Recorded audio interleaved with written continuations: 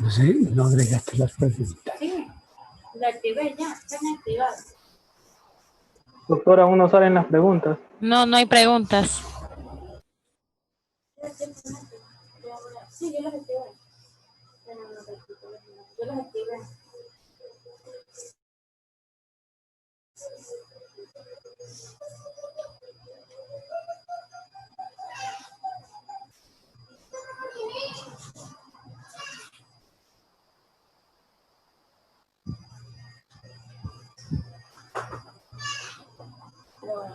No, yo las activé.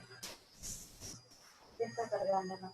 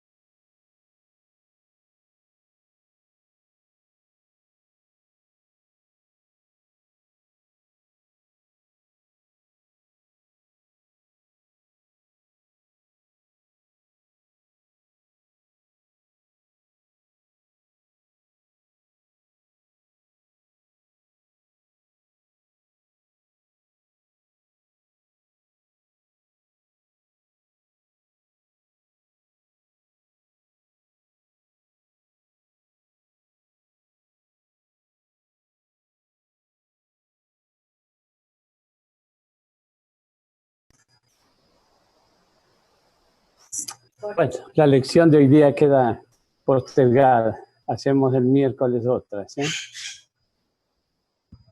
Listo, doctor. Listo, doctor. ¿Quién va a Bueno. empezar? Yo, doctor Pino. Ya.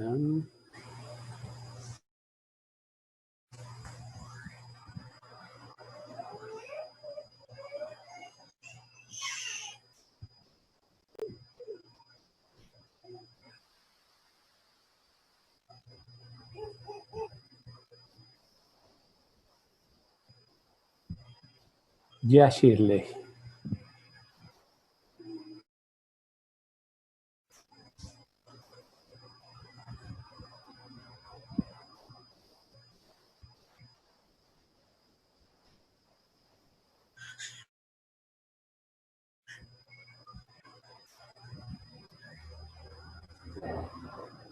Podemos empezar, Shirley. Bueno, buenas tardes, doctor, compañeros. Bueno, hoy vamos a tocar el tema de semiología renal y del aparato génito urinario. Uy. Perdón. Admitir todo ya. Ya. Bueno, entonces empezamos con la exploración clínica.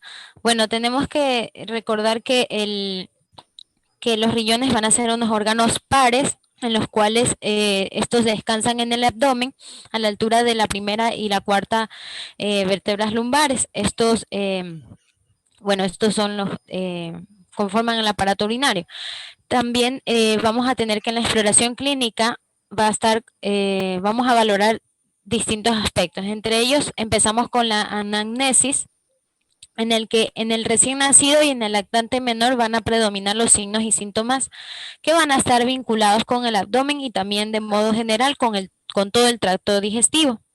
En los mayores en los niños que son mayores predominan los trastornos miccionales, las alteraciones cardiovasculares, el retardo pondoestatural y el retardo de la madurez sexual. También se deben valorar antecedentes patológicos personales en los que encontremos anomalías o cambios en el patrón de la micción. Otro aspecto que debemos considerar son los cambios en el color u olor de la orina, que esto se puede deber a exposición a agentes nefrotóxicos o medicamentos que puedan ser nefrotóxicos también. Me salen de estos de la sala. Ya está, ya. Perdón. Bueno, luego tenemos que valorar el edema facial y o generalizado. Estos hay que buscar síntomas sugestivos, de insuficiencia renal crónica con sus manifestaciones, que pueden ser fatiga, anorexia, náuseas, que no gane peso, una detención también del crecimiento, dolor óseo, parestesias, convulsiones y también cefaleas. También se deben valorar que haya antecedentes familiares de enfermedades renales, así como también de sordera, de hipertensión, de litiasis renal y anomalías estructurales en el desarrollo del tracto urinario. Más adelante vamos a hablar del edema. Siguiente. Ay, ¿qué pasó? Ya. Luego, en el examen físico, primero hacemos una exploración general en el cual se va a evaluar el estado de la conciencia, también la facies, el estado nutricional, el color de la piel, la respiración y el retraso pondoestatural.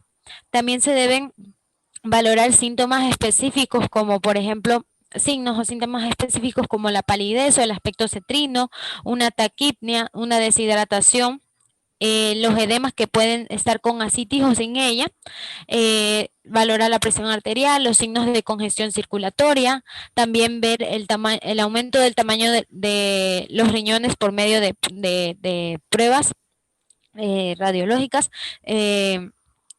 también la sensibilidad en los flancos y de las zonas suprapúbicas y también anomalías de los genitales externos, tanto masculinos como femeninos, y rasgos físicos de síndromes.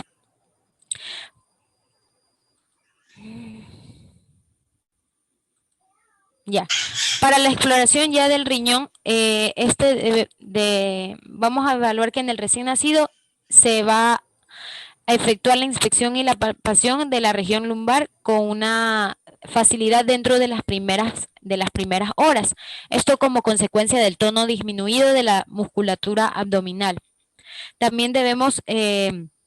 la región lumbar debe hallarse libre siempre a la palpación y también al profundizarse la maniobra se puede reconocer el polo inferior de ambos riñones.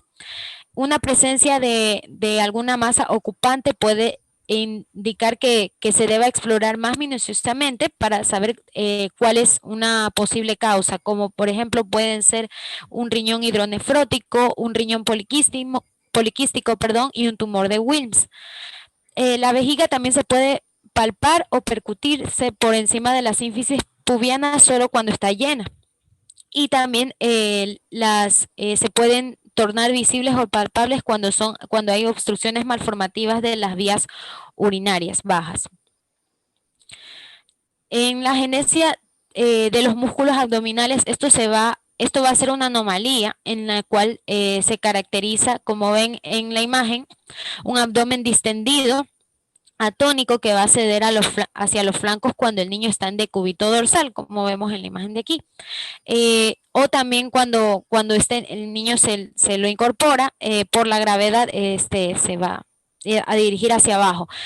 Esto se va a hallar recubierto por una piel arrugada por la ausencia de los músculos abdominales, y esto se lo conoce como el síndrome de ciruela seca.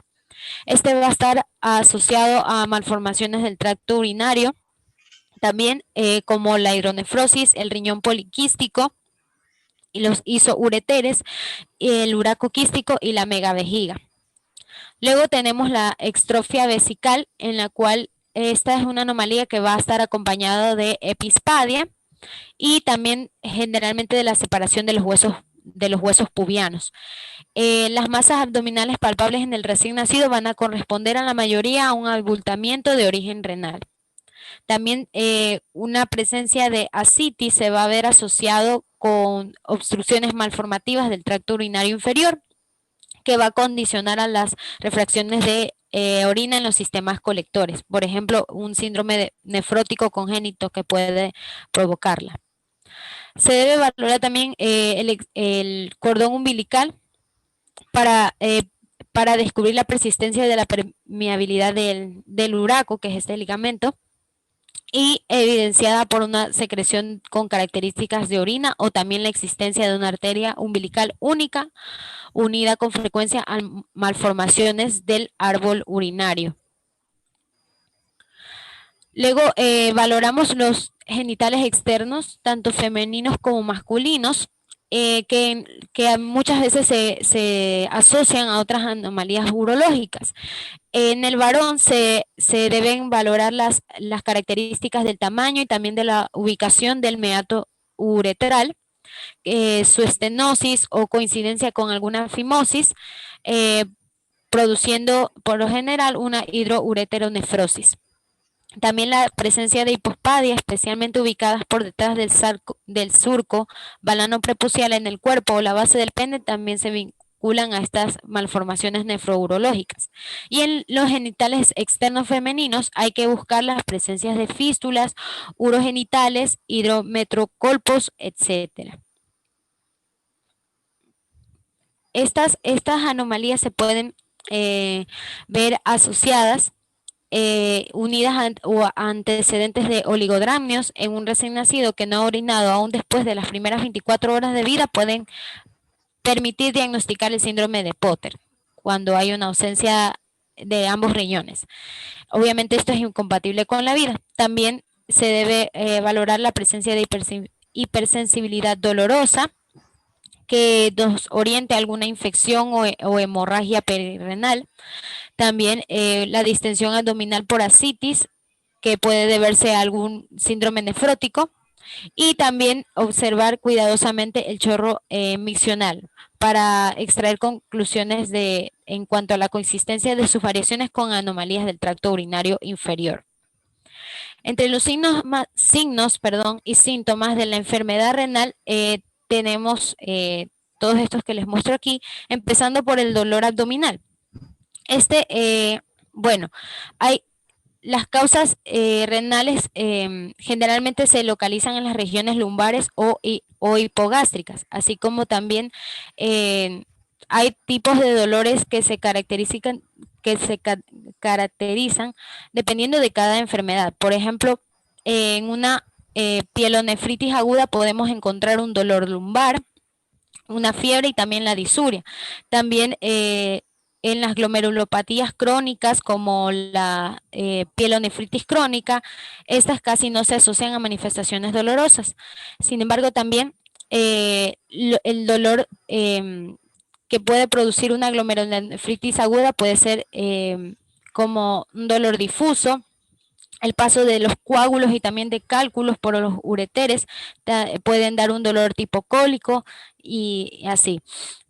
Luego tenemos los trastornos digestivos, en los cuales hay que valorar si hay náuseas, vómitos y diarreas que se pueden estar acompañados de fiebre y anorexia para que nos puedan hacer pensar en una infección urinaria.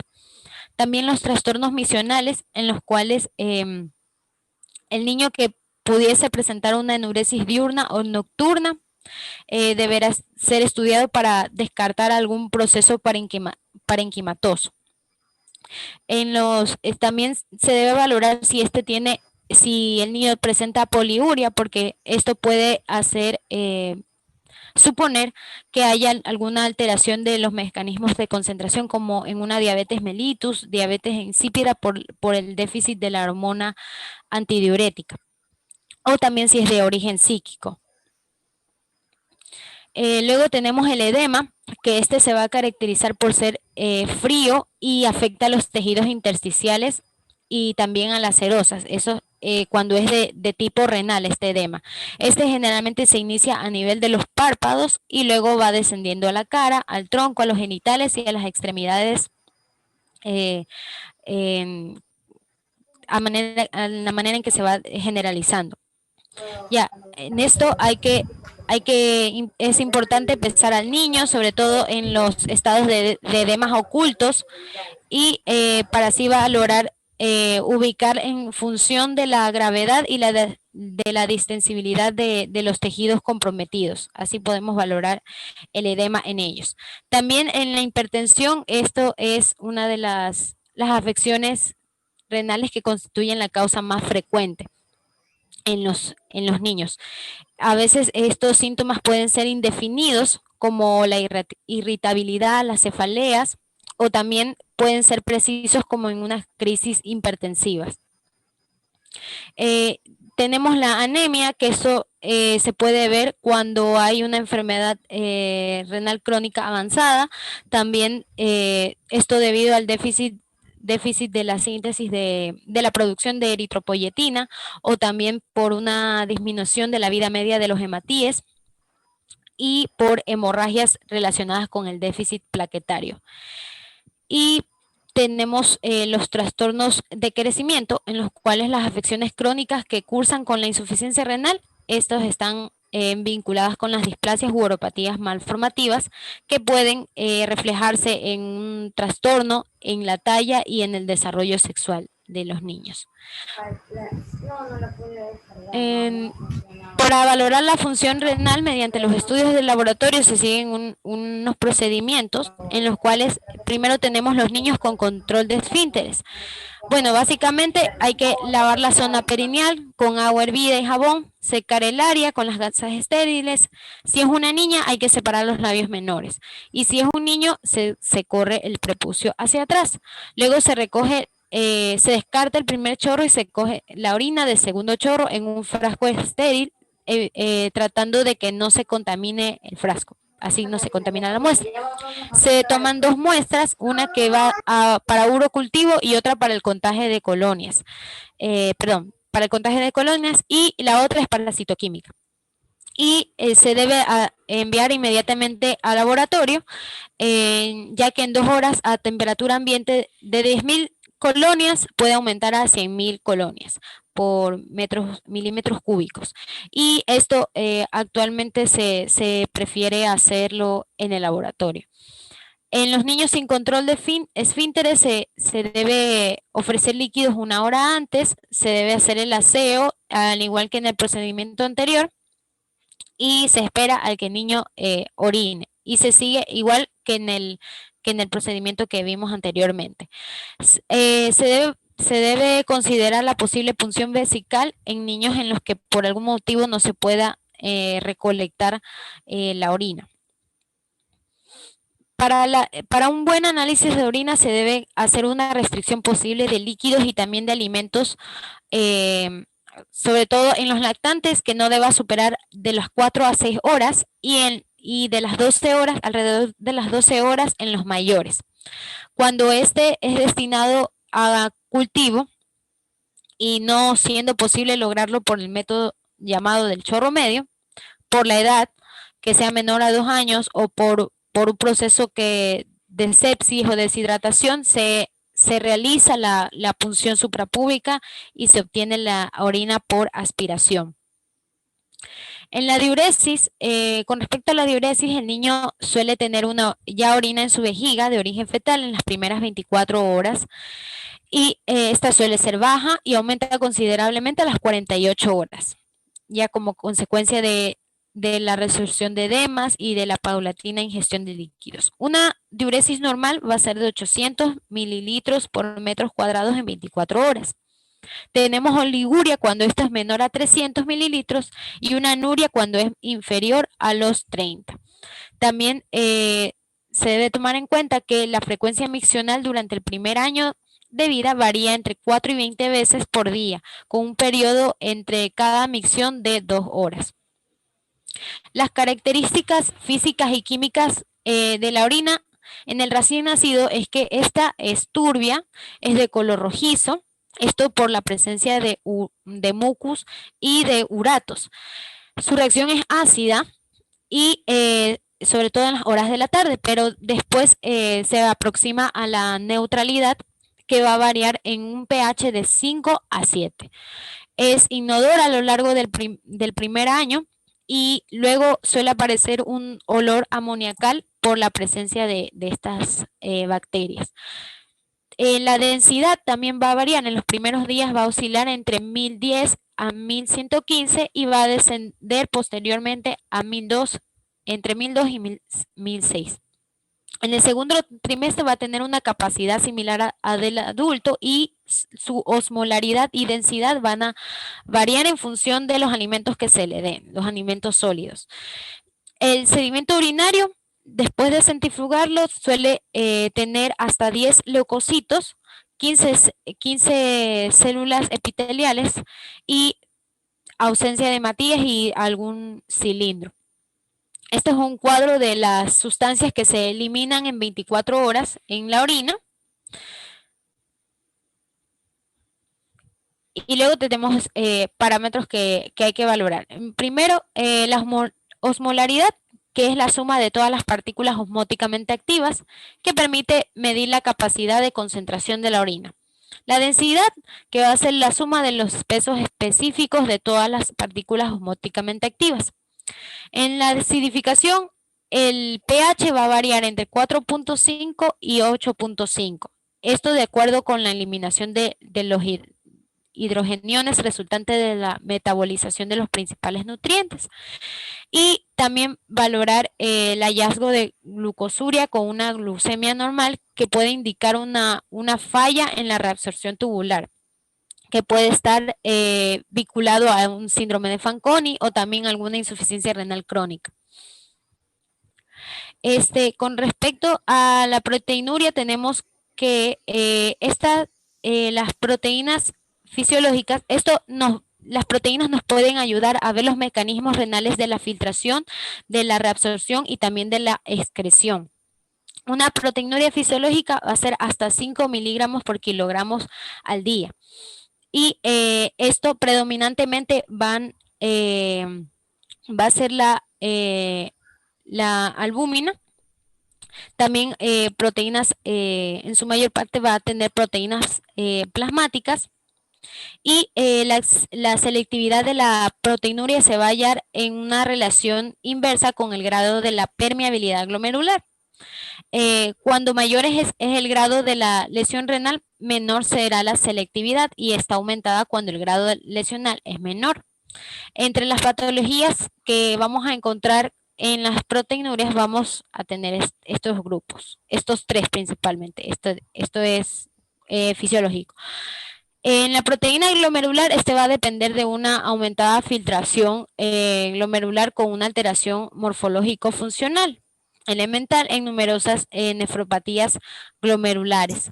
La proteína tubular, en cambio, va a estar originada en un trastorno de la reabsorción tubular de microglobulinas y también se puede asociar con situaciones anatómicas y funcionales del daño tubular.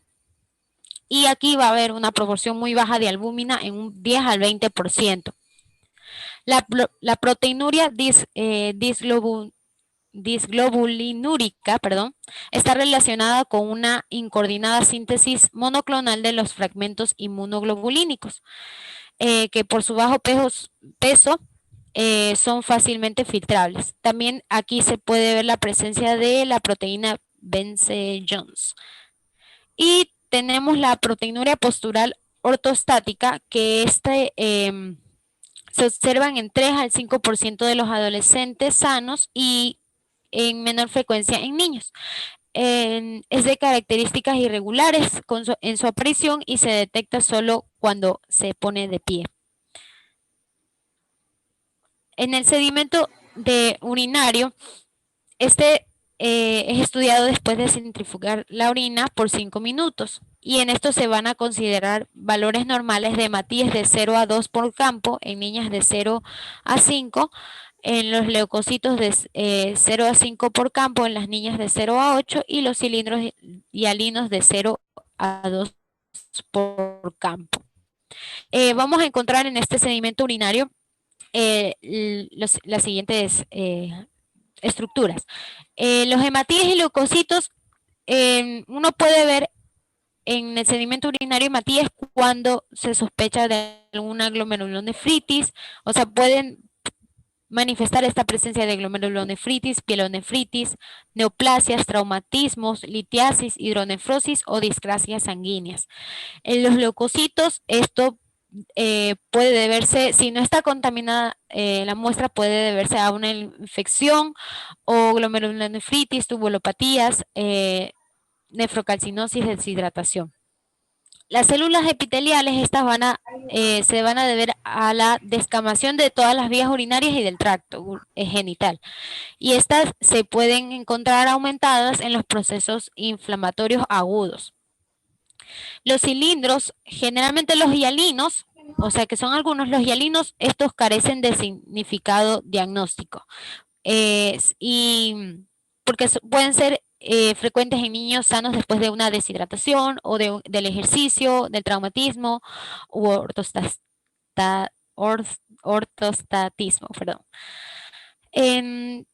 Los cilindros celulares, en cambio, estos nos pueden indicar una lesión parenquimatosa. Los cilindros eritrocitarios pueden evidenciar una glomerulitis, los leucocitarios una pielonefritis o una nefritis intersticial, y los epiteliales unas necrosis tubulares. Los cilindros granulosos, estos en los recién nacidos que van a estar sometidos a estas dietas hiperproteicas, o en niños mayores con procesos agudos febriles. En las bacterias, bueno, estas carecen de valor a menos que sí se haya seguido una buena higiene para la toma de la muestra, y también si se puede encontrar, o sea, habiendo seguido estos pasos, se puede encontrar una monobacteria de 100.000 unidades o más de colonias. En los cristales, estos son eliminados, que son eliminados, revisten una poca significación y varían con la reacción de la orina. La orina del recién nacido, como ya vimos anteriormente, es rica en uratos y esto puede teñir los pañales de color rojizo.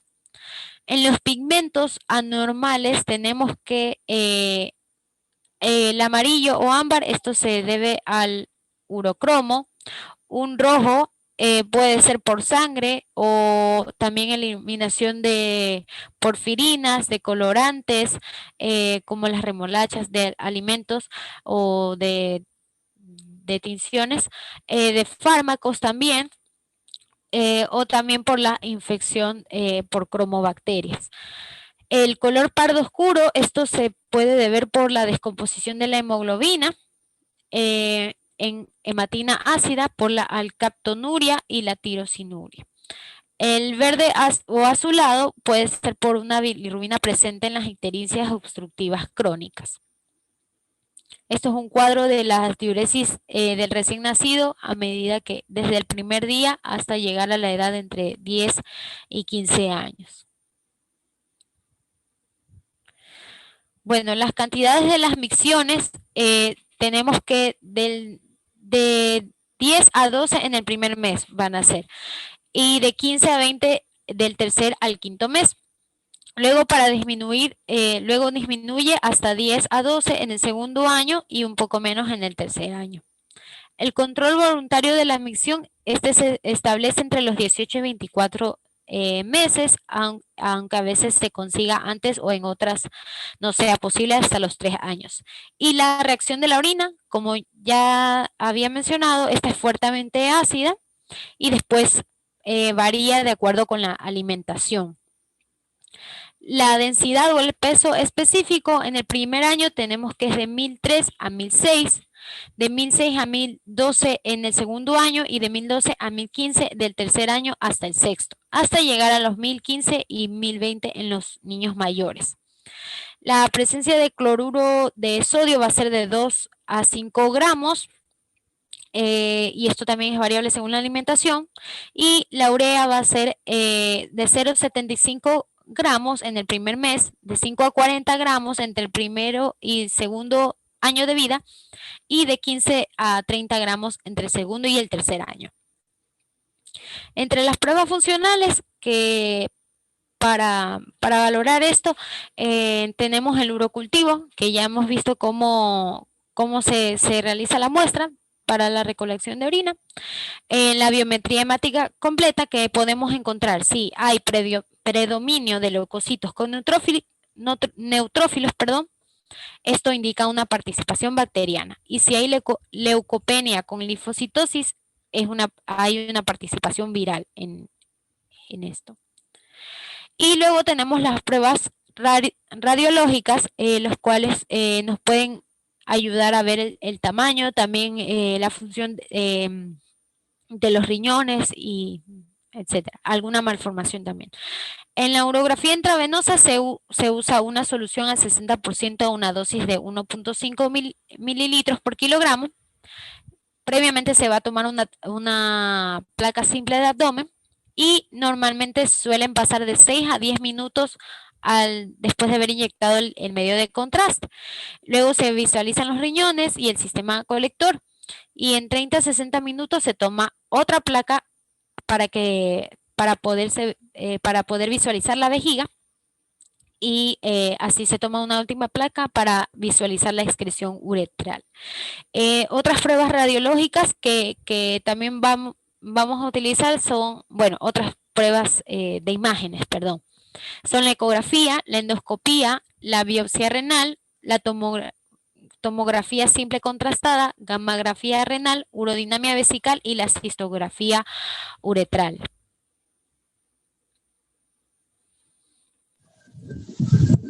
Bueno, a mí me toca hablar sobre la exploración semiológica de los genitales. ¿Me escuchan?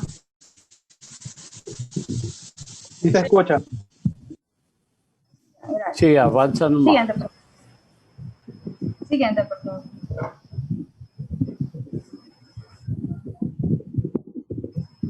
Bueno, vamos a comenzar con los genitales masculinos, el cual en la inspección nosotros tenemos que analizar su estado de higiene, su color, su configuración, su tamaño y su forma. El recién nacido, cuando tiene su vejiga repleta de orina, presenta el pene erecto, momento en que se debe observar la ubicación del orificio uretral externo, por donde va a salir la orina. En casos dudosos, con el fin de determinar la apertura por la que el niño orina, es necesario comprobar las aperturas sospechosas con un catéter estéril. Siguiente, por favor. Bueno, vamos a estudiar ahora el pene. Tenemos que clasificarlo mediante su forma, su tamaño, el orificio uretral, su secreción, su hipospadia y epispadia. Su forma. Normalmente este órgano se va a encontrar dirigido hacia adelante, impulsando hacia abajo, excepto cuando está eréctil. Durante la primera semana de infancia existe comúnmente adherencias entre el prepucio y el glande, y estas van a evitar la retracción del prepucio, haciendo difícil la observación del meato urinario y del glande, y esto se va a denominar fimosis fisiológica del recién nacido. Y esta adherencia, ¿sabes?, suelen desaparecer durante los primeros meses de vida, por lo cual no va a requerir una intervención quirúrgica. La maniobra de retraer el prepucio del recién nacido está contraindicada. Se corre el riesgo de que el prepucio retraído quede atrapado detrás de la corona del glande y no pueda deslizarse de nuevo a su posición original, produciéndose de inmediato una tumefacción marcada de coloración del glande, que se conoce como parafimosis, que esta sí debe ser corregida quirúrgicamente en forma inmediata. Siguiente, por favor. Ahora vamos a hablar sobre el tamaño del pene. Este va a ser variable. Si el pene va a presentar un aumento de tamaño, tenemos que descartar si hay una pubertad precoz. Hay que también descartar si hay lesiones del sistema nervioso central, tumores testiculares e hiperplasia suprarrenal.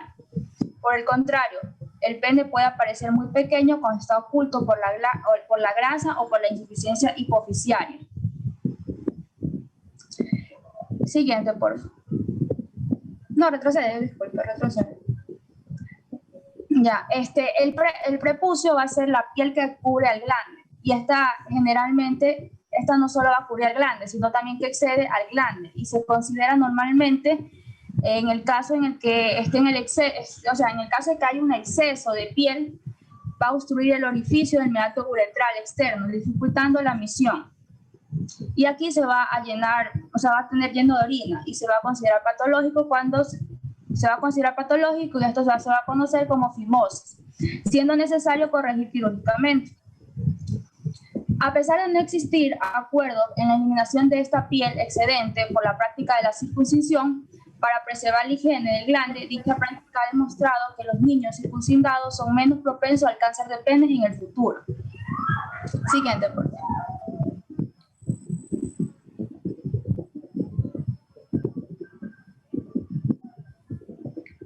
Siguiente, por favor. Ya, gracias. El orificio uretral. Ya. En el varón debemos fijarnos que este orificio se sitúa en la punta del glande. Si el meato se encuentra en la superficie ventral, decimos que hay una hipospadia. Y si está en la cara dorsal, se llama epispadia. Ya. Gross considera 3 tipos de epispadia. La de tipo balátínico, que afecta al glande. La de tipo penil, en la que existe una ranura a lo largo del pene y glande. Y el tipo penopúbico, en el cual el orificio uretral se halla debajo del sínfisis. Y también hay otra clasificación que la hizo Campbell, que va a ser los tipos de hipospadia, la que va a ser la balanítica, la penil, la penoscrotal y la pseudovaginal. La glandular, que compromete la cara inferior del glande, la penil, que presenta una ranura a lo largo de la cara ventral del cuerpo del pene y la parte del glande, y la de tipo penoscrotal, en la que el orificio uretral se halla entre el escroto y la base ventral del pene, y la tipo perineal o pseudovaginal, en la que el orificio uretral se encuentra en el área perineal rodeado de un prepucio que simula una pseudovagina. Siguiente, por favor.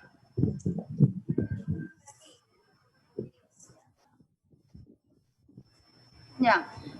La secreción, debemos observar si hay ulceración o secreción del meato uretral, con lo que llamaremos uretritis. En el escroto se va a presentar laxo en la parte más pigmentada del organismo. Estas se van a hacer más frecuentes en latinos y en razas de colores. Va a estar recubierta de pliegue, se nota un rafle central que coincide con la pared que separa los 2 compartimientos, cada uno ocupado por el testículo correspondiente. En los recién nacidos es frecuente encontrar el edema escrotal, producto del trauma obstétrico, que va a ser lo más frecuente en los partos con presentación de nalgas, el que desaparecerá espontáneamente al cabo de pocos días. La presencia del líquido en el escroto va a indicar generalmente la existencia de un hidrocele. El hidrocele es frecuente en el recién nacido y menores de 2 años. Estos no van a ser dolorosos ni se van a reducir, sino que van a desaparecer espontáneamente, por lo general antes de los 2 años de vida. Siguiente, por favor.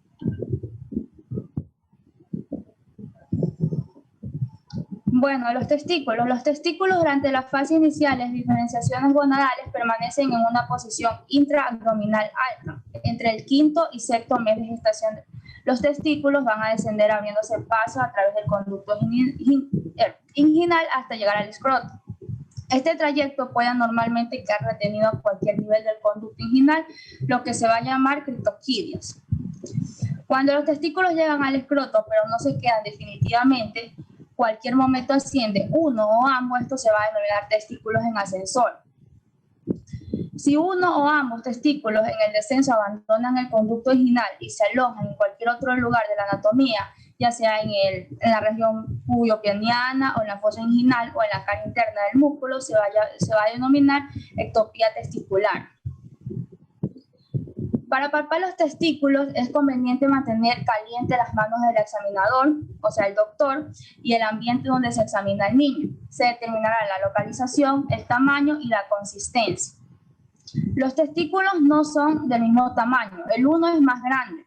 En el polo superior del testículo encontramos el epididio, que va a ser una estructura de consistencia más blanda que la de los testículos y se presenta como un solo cuerpo con los testículos, a los que se le fijan y le dan movilidad permitiendo su desplazamiento. Siguiente, por favor. Sobre toda esta estructura, finalmente es posible palpar una estructura en forma de fino cordón, que se va a denominar cordón espermático. Se le palpa con el pulpejo de los dedos a nivel de una línea perpendicular a otra horizontal, que va del pubis a la fosa ilíaca. El engrosamiento o dilatación de esta estructura es sinónimo de una hernia inguinal. Ya seguidamente se va a proceder a explorar la región inguinal, donde se va a buscar ectopía testicular, masas tumorales o fístula. Siguiente, por favor. Ya. Ahora vamos a tener los caracteres sexuales primarios y secundarios, según los grados de Tanner del vello púbico. En el Tanner 1 nosotros no vamos a encontrar ningún vello púbico y alrededor de los 9 años de edad. En Tanner 2 va a haber una cantidad pequeña del pelo largo, suavemente pigmentada, leve en la base del pene y del escroto. Tanner 3, el pelo llega a ser más grueso y rizado y comienza a extenderse lateralmente. Tanner 4, el pelo como adulto extendido a través del pubis y no llega a los muslos. Y en el 5 va a llegar a los muslos. Siguiente, por favor. Ya, y los grados de Tanner de los genitales, tenemos también Tanner 1, que va a ser prepubertad. El volumen testicular va a ser aquí menor a 1.5 ml. Y el pene va a ser pequeño de 3 centímetros o menos. En Tanner 2 va a haber un volumen de 1.6 a 6 ml y la piel en el escroto se va a pigmentar, va a estar como enrojecida y la longitud del pene va a estar sin cambio. En Tanner 3 el volumen va a ser de 6 a 12 ml y el escroto se va a agrandar y el pene comienza a crecer 6 centímetros. En Tanner 4 el volumen testicular va a ser de 12 a 20 ml, el escroto se agranda y se va a oscurecer y el pene va a aumentar hasta 10 centímetros. Y en Tanner 5 el volumen testicular va a ser de 20 ml, el escroto va a ser de adulto, oscurecido y el pene va a ser de 13 a más centímetros. Siguiente. Ya, como podemos observar aquí en la imagen. Ahora los cambios de los caracteres sexuales primarios y secundarios son hormonodependientes. Al respecto puede diferenciarse un efecto androgénico que tiene las siguientes repercusiones. Crecimiento esquelético, maduración ósea, crecimiento del escroto, crecimiento del pene, vello sexual, aumento de la secreción sebácea y apócrina y aumento de la masa muscular. Siguiente. Bueno, ahora vamos a entrar a los genitales femeninos. En anatomía y fisiología, recién nacido. En los genitales externos, el abombamiento de los labios y la suculencia de la mucosa vulvar se deben al estímulo de las hormonas placentarias maternas que actúan durante el embarazo. Los labios mayores son gruesos y turgentes, al oponerse cubren el vestíbulo de la vulva. Los labios menores son carnosos y del borde romo y se unen en la parte superior para formar el capuchón del clítoris. Este es más grande en comparación con el de la niña de la primera infancia.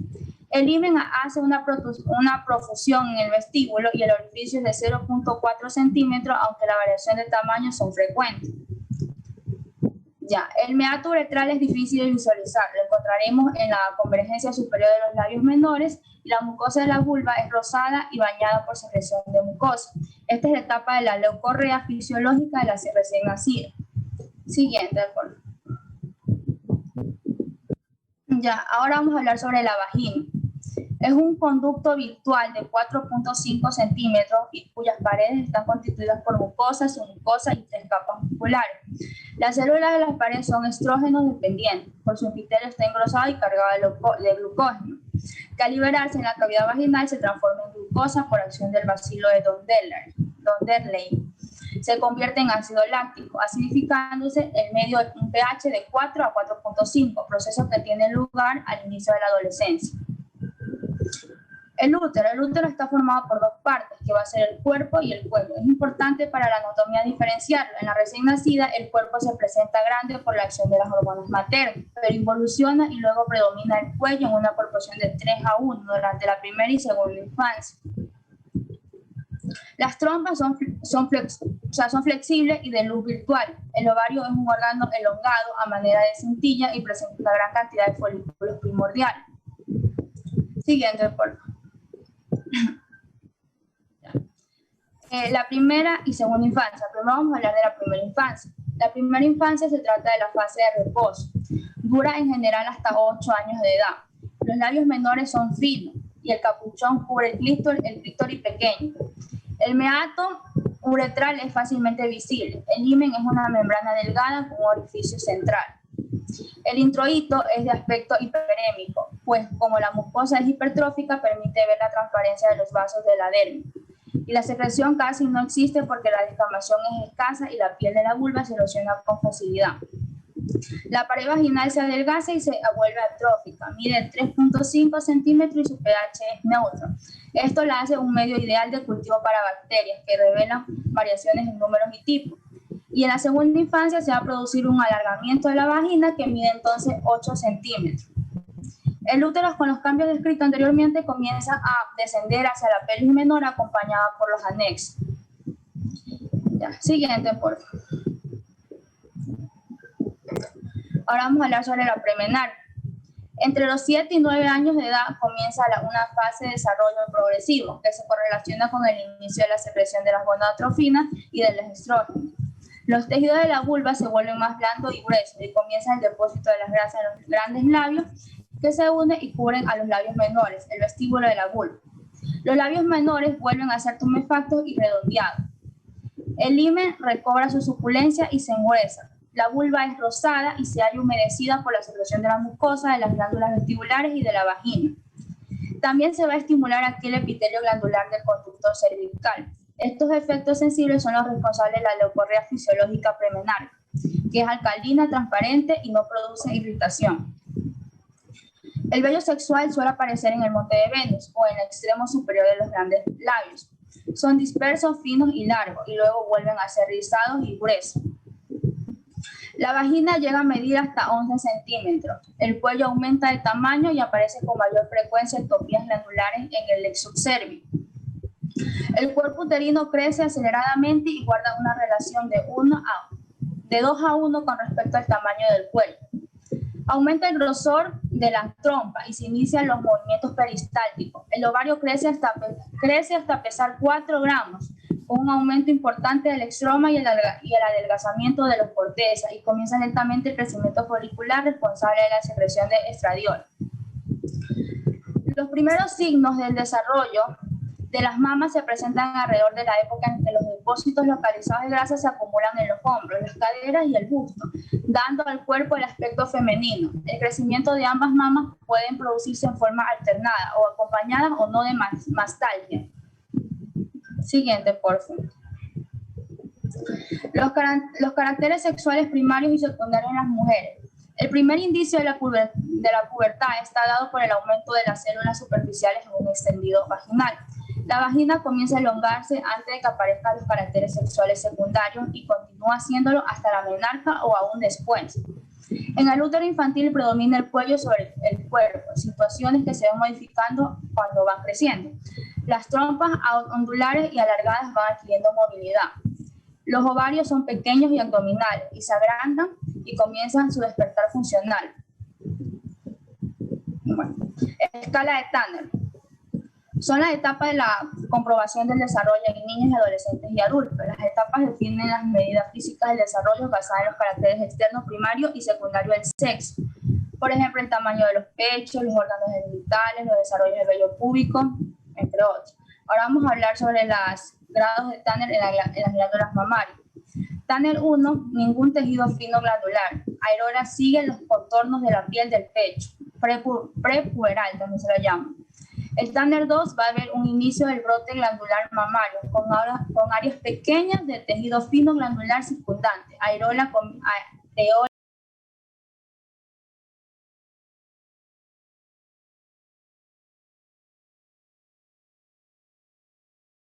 Comienza a elevarse y se extiende de forma redonda. Y Tanner 4, tamaño y elevación decreciente del pecho. Areola y papila forman un conjunto secundario que se proyectan al contorno del pecho circundante. Y Tanner 5, el pecho alcanza el tamaño final del adulto. Areola vuelve al contorno del pecho circundante con una papila central de proyección. Siguiente, por favor. Ya, y el grado Tanner del desarrollo del vello púbico, el Tanner 1, fase infantil o vello suave, similar al de la pared abdominal, alrededor de los 8 años de edad. Tanner 2, pelos largos pigmentados a ambos lados del monte de Venus y labios mayores. Tanner 3, pelos más oscuros, abundantes y rizados, que se extiende toda la sínfisis pubiana. Tanner 4, pelos con las características del adulto, pero no llegan a los muslos. Y en el Tanner 5 llega a los muslos. Siguiente. Ya. Los cambios de los caracteres sexuales primarios y secundarios van a tener las mismas repercusiones que en lo del genitales masculinos. Va a haber crecimiento y desarrollo de las mamas, crecimiento de los labios menores, crecimiento y densificación de la vagina, crecimiento y desarrollo del útero y sus anexos y maduración ósea. Siguiente. Bueno, ahora vamos a hablar de la telarca. Es la eliminación de la secreción de la mucosa por canal vaginal, preludio de proximidad de la menarca.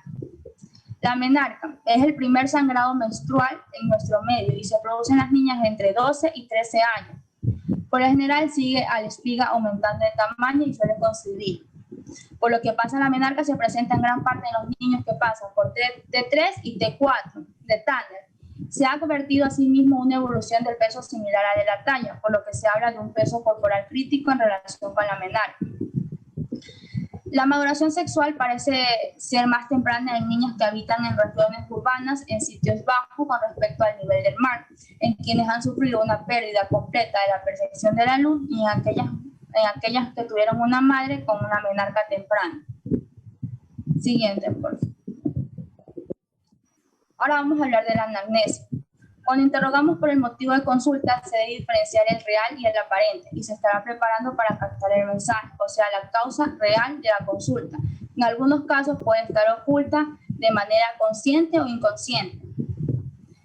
Tanto en niñas como en adolescentes es importante interiorizarnos del grupo familiar, la edad, la salud y la ocupación de los padres, su relación con ambos padres y de ellos entre sí, el lugar que ocupa en el grupo de hermanos y cómo se siente, con quién comparte la habitación o la cama y qué otra persona pone en el grupo familiar, abuelos, tíos.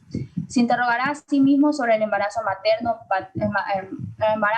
el peso y al nacer, el desarrollo de enfermedades y tratamientos anteriores, cómo está en la escuela, el rendimiento, la alimentación, el sueño, si entrena y los hábitos que ella hace día a día.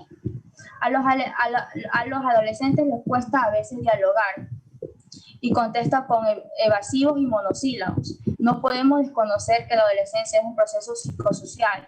De ahí la importancia de investigar las tres esferas, la biológica, la psicológica y la social. Porque si no captamos cómo se da el cambio en una de ellas, no podremos ayudar a los jóvenes a integrar su personalidad para lograr una maduración efectiva. Se observará cómo se presenta la consulta, ya qué aspecto tiene, su ropa, sus modales, si nos permite evaluar la madurez, y en ocasiones su aspecto es de sobreprotección, temor a crecer, mientras en otras oportunidades veremos actitudes masculinas de defensa. Debemos ayudar afirmándola en su nueva situación de cambio. Entre los antecedentes ginecológicos preguntaremos sobre la edad de la telarca, pubarca, vello auxiliar y su oración, así como la edad de la menarca y el ritmo menstrual hasta la fecha. Es importante averiguar cómo vivió la menarca y la aparición de los caracteres sexuales secundarios, las relaciones sexuales y el manejo de la sexualidad. Y se averiguará acerca del flujo genital y el prurito vulvar. Siguiente, por favor.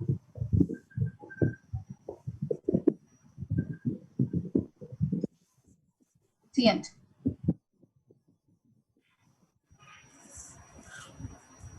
El examen físico. Si es una niña que consulta por un motivo ya establecido, entonces debemos efectuar la inspección en la primera entrevista. La exploración es impredecible siempre que existan síntomas referidos a alteración genital. Si la madre acepta el examen y colabora, la probabilidad de lograr que la paciente tenga una actitud semejante es mayor. También conviene mostrar el material y hacerla jugar con los elementos no esterilizados.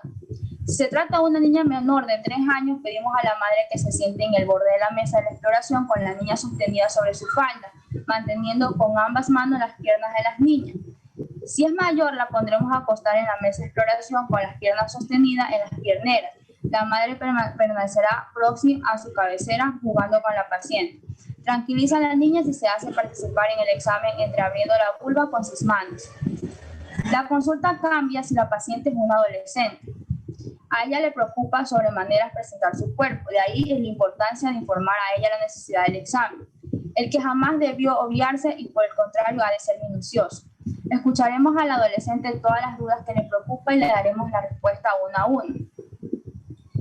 Se precisará el peso y la talla, se valorará el ritmo de crecimiento y se pondrán las curvas. Se pedirá la edad ósea cuando veamos una alteración en el ritmo normal de algunas de ellas.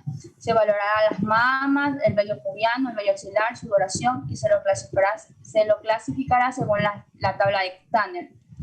La inspección de los genitales externos será regla. En cambio, la exploración ginecológica puede postergarse si hay una patología existente. La inspección de la vulva se realiza entreabriendo ambos labios menores en forma de ala de mariposa. Siguiente, por favor.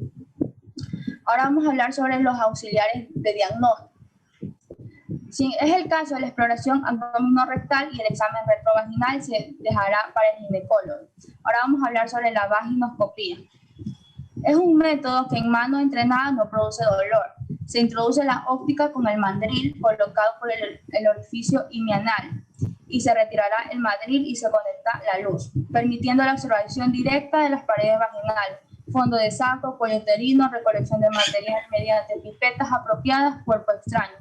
En general se efectúa sin anestesia esta técnica y sus indicaciones son flujo cero hemático o rebelde a tratamiento, malformaciones bajas, patología del cuello uterino y cuerpos extraños.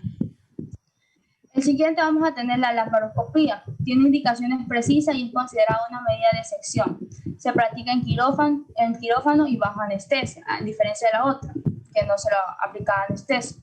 Este método permite la observación directa de los genitales internos, el útero, el ovario y las trompas, y mediante una pinza apropiada tomamos una biopsia del ovario.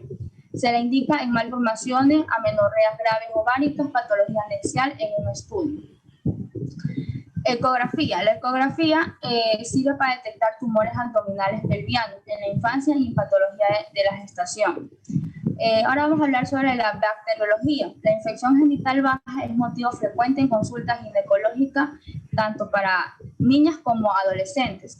La identificación del germen y el medio en que se desarrolla son fundamentales para orientar la terapéutica. Por ello hay que conocer la metodología de recolección y los estudios bacteriológicos a nuestros alcances. Los métodos de recolección: se entreabren los labios menores y se introduce la pipeta en la vagina, cuidando de no contaminarlos por arrastre de la secreción del introito. Siguiente, por favor.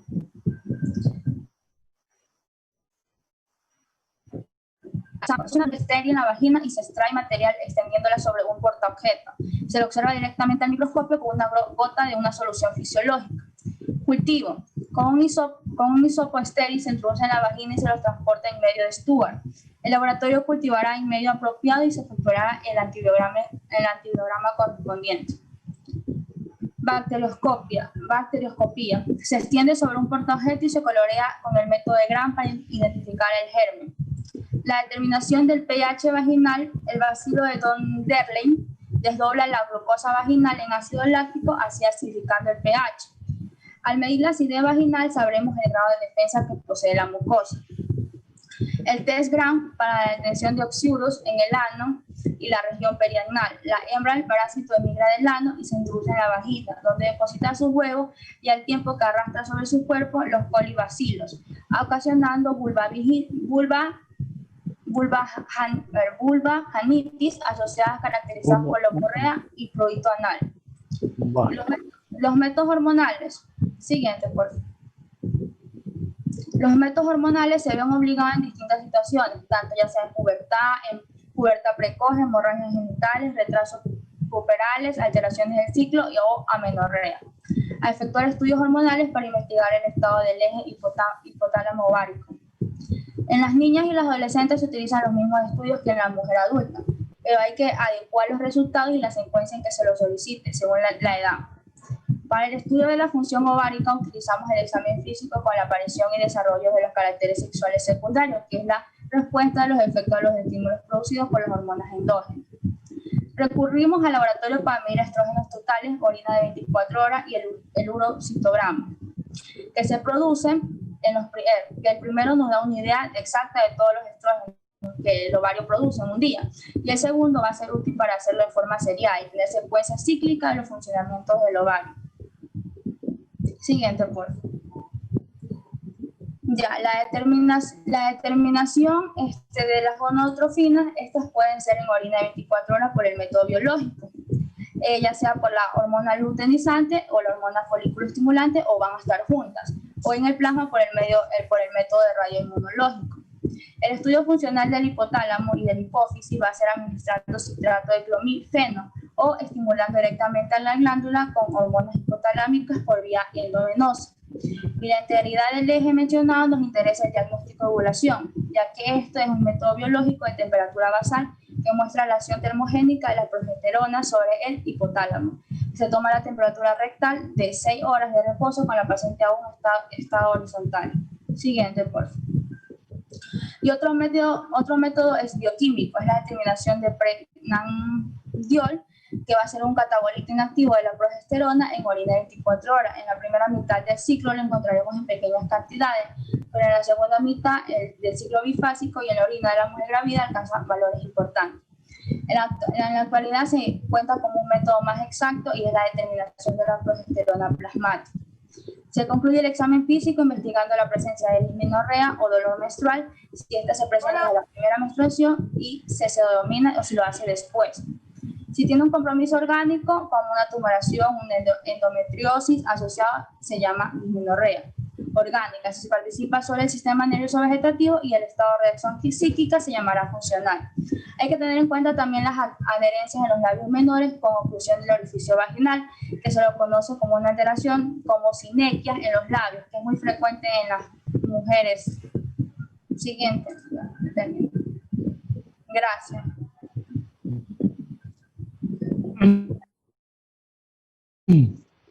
Bien. ¿Preguntas?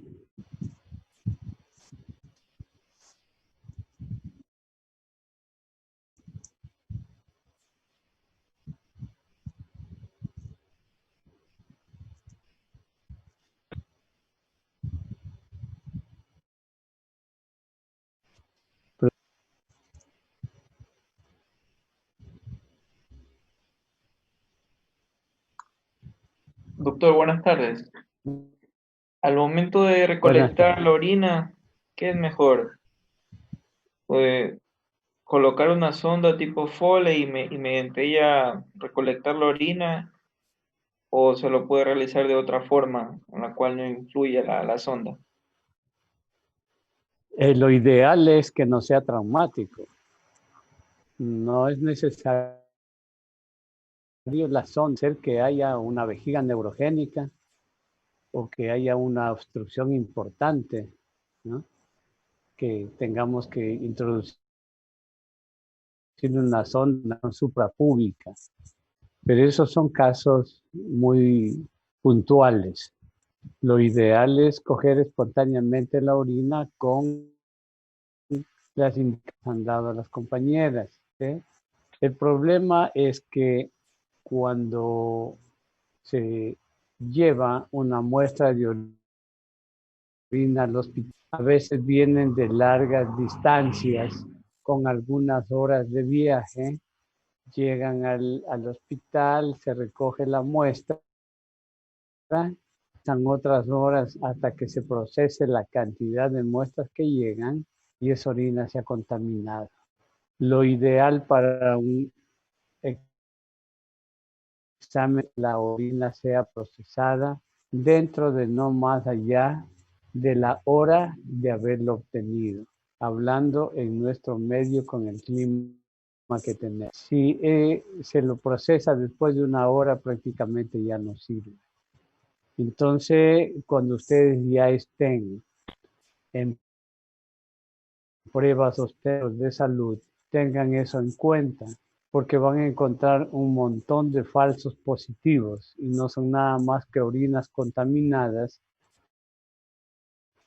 por muestra no fue procesada a tiempo, o sencillamente porque no se siguieron las indicaciones que ya nos mencionaron las compañeras, ¿no? El lavado previo de los genitales, sean masculinos o femeninos, antes de coger la muestra de la orina y cogerle a la mitad del chorro. Cuando los niños son pequeñitos que no tienen control de los esfínteres, existen, ¿no?, unos colectores de orina que es al órgano masculino o al femenino dependiendo de las necesidades, ¿sí? Son unas pequeñas funditas colectoras de orina se le hace el aseo, como ya nos indicaron, y se instala la funda y se lo pone el pañal y se lo deja tranquilamente hasta que el niño o la niña orine. Luego que se retira la funda, se le cierra la boca de la funda colector y se lo lleva al laboratorio. ¿Sí?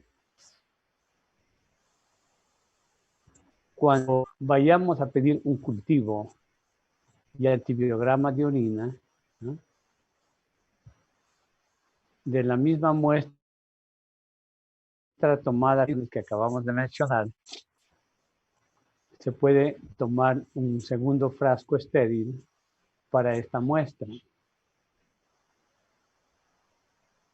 Y datos de laboratorio, nosotros debemos pedir que sea con el contagio de colonia. La compañera expositora nos dijo que si hay menos de 100.000 colonias por milímetro cúbico de orina y sintomatología leve, pues debemos pensar en una infección urinaria. Se necesita sintomatología y un resultado de más de 100.000 colonias por milímetro cúbico, diagnóstico de infección urinaria. No vayan a hacer el diagnóstico a la ligera, ¿no? Analicen bien si es que el examen que están recolectados de la manera correcta como lo estamos indicando.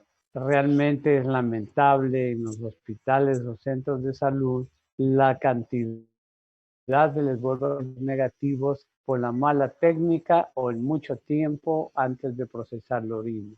Se infecta y sale falsamente positivo como una infección urinaria. Si el laboratorio les reporta, ¿no?, más de 100.000 colonias y usted no encuentra sintomatología, no lo catalogue como infección urinaria. ¿Sí? Repita el examen con los cuidados pertinentes para ver qué sucede. La síntomas capital en las infecciones urinarias es la fiebre. Y ya nos dijeron las compañeras que en los niños recién nacidos y las infecciones urinarias predominan con síntomas digestivos, no propiamente urinarios. Y que en la edad preescolar en adelante sí presentan ya la sintomatología típica de vías urinarias. Eso tampoco podemos evitar. Cuando le reporten un cultivo con antibiograma y haya más de una colonia que han encontrado, ese resultado no sirve. Eso es igual a contaminación. Y cuando le envíen los resultados del cultivo de orina, pida al laboratorio siempre que tipifique la colonia. ¿Sí? Se debe tipificar la diana porque hay un montón de colonias que viven en los bordes de los genitales y que normalmente salen acompañando a la orina, ¿no? Y no son patológicas esas colonias. Entonces, en el cultivo y antibiograma, no nos tipifican el tipo de bacteria para nosotros realmente comprobar si es que esta es patológica o no. Debemos hacer el diagnóstico de infección urinaria. Ahora, si con todos los cuidados y requisitos que ya hemos mencionado, llegamos al diagnóstico de infección urinaria, debemos ser efectivos desde el principio en el tratamiento con antibiótico terapia, porque fácilmente se cometen errores en seleccionar el fármaco adecuado y por el tiempo necesario. Los familiares son descuidados y se olvidan de algunas dosis y se hace crónico ese problema. Cuando nosotros permitimos una infección urinaria, realmente es muy molestoso. Si usted se encuentra con un niño o una niña que tienen infecciones urinarias, a pesar de haber tomado todas las medidas diagnósticas y de laboratorio, y a pesar de haber hecho los tratamientos farmacológicos, existen las infecciones a repetición, usted está en obligación de pedir una valoración, la permeabilidad del tracto urinario. Estos niños o niñas con mucha facilidad tienen pequeñas, la altura cualquiera del tracto urinario, pequeñas obstrucciones que hacen que haya un remanente de orina que se queda y eso hace caldo de cultivo y vienen las infecciones urinarias a repetición. ¿Qué más?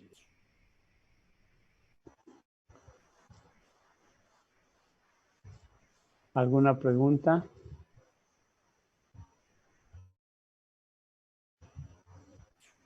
Bueno, entonces está todo entendido, ¿sí? Si hoy día no pudimos hacerlo, lo haremos el día miércoles, ¿sí? Ya, doctor. Vale. Listo, Entonces, doctor. Pero de este tema o del otro, doctor. el miércoles, Dios mediante, cuídense. Ya, doctor, gracias. Igualmente.